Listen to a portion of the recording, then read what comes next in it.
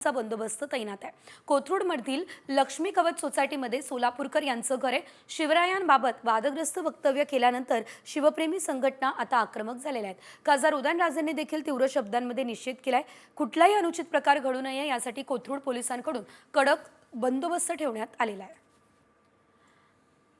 तर सोलापूरकर यांच्या घराबाहेरून आमचे प्रतिनिधी सचिन जाधव यांनी आढावा घेतला, पाहूयात।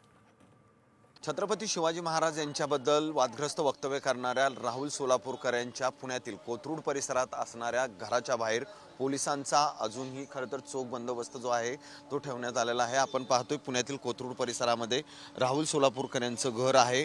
छत्रपती शिवाजी महाराज यांच्याबद्दल राहुल सोलापूरकर यांनी जे वक्तव्य केलं त्याच्या निषेधार्थ अनेक संघटना, राजकीय पक्ष यांनी निषेध नोंदवला आहे।